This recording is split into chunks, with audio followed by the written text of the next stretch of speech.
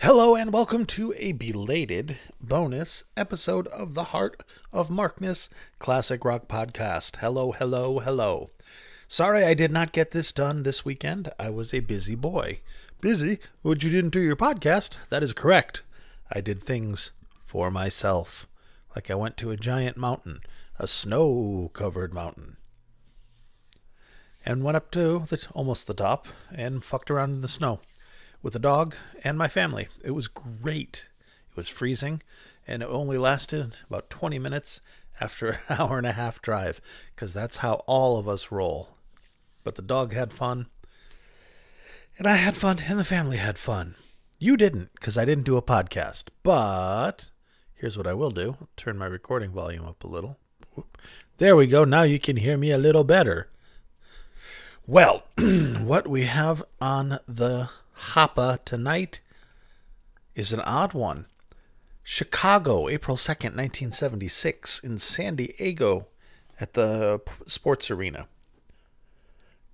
Big ol' cement venue, lots of echo, lots of boom. It is a Mike Millard master. And it's interesting because I forgot Chicago existed. You know, in the abstract way, I knew they were there. But I forgot how huge of a band Chicago was in the 70s, especially the early to mid-70s. I remember one of my first musical memories was Terry Kath's inadvertent suicide, accidental, etc., etc. But, yeah, Chicago was enormous. And I saw this show, and it brought back all kinds of memories of my childhood and the Chicago albums my folks had. And then it was like, oh, yeah, these guys were rad. They were amazing. They come from the era, there was an era of horn bands. Earth, Wind, and Fire, I think, would qualify. No, what's the other? Blood, Sweat, and Tears. Blood, Sweat, and Tears, these guys, and, you know, there's more. There was even Herb Alpert in the 60s. But Chicago has a trillion hits, and I hadn't thought of most of them in years. So I saw this show, and I'm like, yay, I'll do this. This is Sunday night. But then I was like, you know, I don't know much about Chicago, and what I do know is sketchy. So I decided to read up on Chicago, just remind myself of the people in it and their kind of overview, and listen to their greatest hits, which is what they're supporting on this tour. Chicago 10 comes out later in 1976, which I think that was one that had I don't know, the big hit off of that I can't even remember at the moment. Isn't on this show because it wasn't released yet. But this is essentially in support of their greatest hits tour, so it's kind of a greatest hits concert. And I was surprised at how many of these songs I know. Let me read you the set list, because you're going to be able to download this at heartofmarkness.com when I finally get caught up. I fell way behind again. Work is killing me. So here's the set list if you want to download the whole ding-dong diddly thing. Opens with Any Way You Want, then Call on Me, Another Rainy Day in New York City, Something in the City Changes People, Together Again, Just You and Me, ba, ba, ba. Once or Twice, Scrapbook, Saturday in the Park, I've Been Searching So Long, Mongo Nucleosis, I love that title, Old Days, You Get It Up, Hope for Love, Beginnings, Skin Tight, a hit by Verez, Questions 67 and 68, Feeling Stronger Every Day, which I have had in my head for days, and I listen to it like 6-7 times a day. Holy shit, it's good. And then they close with 25 or 624. Again, now you probably were reminded of a few songs that you haven't thought of in a while, and a few more on this show I bet you would recognize. But I'm going to play 3 of them, and I'm going to play the 3 that I recognized off the bat and the biggest hits. And a little bit of a caveat here. Mr. Millard did not like the quality of this recording because of the venue and because his seats were second row, which it puts you in a paradoxical place where you're very close to the band. But the horns that are blasting out, not the musician horns, the PA speakers that are blasting the music out impeccably mixed, are actually above your head and maybe even slightly behind you. So most of what you're hearing, and therefore most of what Michael is capturing with his Nakamichi, is off the PAs themselves. So it can give not as clear and crisp a sound, and definitely the boominess and the echoes of the shitty venue itself. These are Michael Millard's observations, not mine.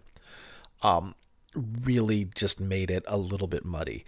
It's still very good. I still like it. And when I saw this was posted on Dime a Dozen, lots of folks were happy because I guess there's not a lot of 1976 Chicago out there. And the neat thing about Chicago is they had basically three lead singers. And they were really badass musically. Terry Kath was an astonishingly good guitarist and a good singer. And unfortunately, he was playing Russian roulette and fucking around with guns and didn't think it was loaded, and it was, and he lost his life. But there's Terry Kath. Peter Cetera of the 80s kind of looks like a combination between Peter Noon and Sam Kinison in a way. Excellent voice. I am a man who will fight for your honor. Yeah, that guy. But 10 years before that, he was cool as shit. Kind of. And then there's the other guy whose name I can't remember now because I'm a prick. Also sings Lar something. L-A something. I'll look it up. You don't need to waste your time or listen to me waste your time. I am scrolling through the liner notes to see if they told me. They didn't. All right, man. Feeling Stronger Every Day. Holy shit, I love that song. I'm going to play that one last. But let's open up with Saturday in the Park. Saturday in the park. Think it was the 4th of July. All right, friends, let's listen to this. It is, what was it, April 2nd? I don't even remember. April 2nd, 1976. The bicentennial year of our nation, beleaguered nation. I remember that. I remember the bicentennial. I was 8 years old. Amtrak had some kind of thing like the Freedom Train, I think they called it. Kind of like a mini Smithsonian on a train. And you could walk through the cars, and I vaguely remember that. Like seeing Abraham Lincoln's hat or something like that. Anywho, that has nothing to do with anything other than the fact that it dates me. Saturday in the Park, Chicago. Enjoy it. It's good.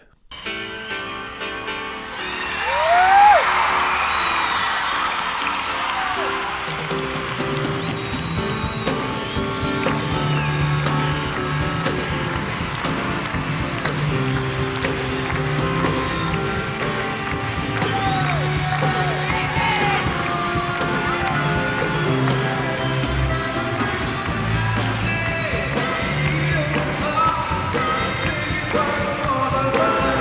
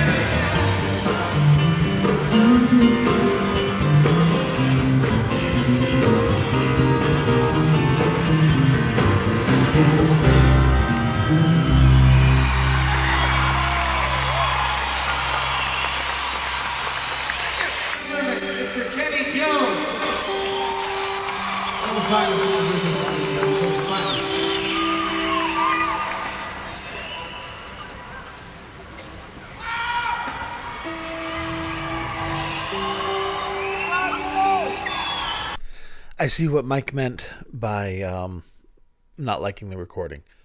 It's not ideal. It's not that the sound isn't balanced, I don't think. I think it's because his mics are picking up the stage noise. Stage from the monitors and the actual stacks and stuff on the stage. But the PA with primarily the vocals sounds lower because, like I said, it's above his head and facing away from him.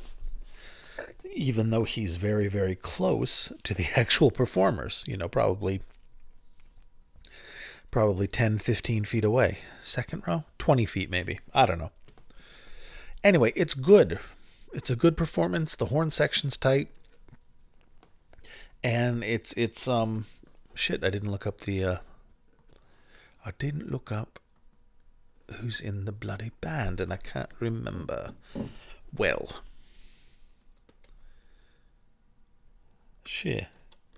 Chicago band there. A legacy of rock and horn hits. Ba-da-da-da-da. Robert Lamb. That's the guy. Beautiful. Holy shit, they've had a lot of people. All right. They've got horn players, they've got bass players, they've got keyboard players, they've got singers. Guitar player sings, the bass player sings, the keyboard player sings. Good stuff. Give them a listen. I forgot they existed. And I know that I'd listened to some earlier stuff before. They have a famous video at Tanglewood, which is a big gig that Bill Graham got them after the first two people he wanted to book. I can't remember if it was Grateful Dead. Basically, he wanted to book the Dead, and they fell through, and then he wanted to book Jimi Hendrix, and Jimmy died. So he's like, all right, Chicago, you do it. At least that's what Wikipedia told me. And they never lie. All right. Ba-da-da-da-da-da. What is the name of that song? The next song I'm going to play for you. The next song I'm going to play for you is da-da-da-da-da-da-da-da. Feeling Stronger Every Day? Really? Yeah, fuck it. Let's play Feeling Stronger Every Day. My favorite song by them, even though 25 or 624 is badass also. With its Babe, I'm Gonna Leave You descending chord progression. It's easy to solo to that A minor, G, F, E progression. Very easy to solo to. Which is not the progression we're listening to in Feeling Stronger Every Day. Beautiful, beautiful, beautiful. You're going to love it.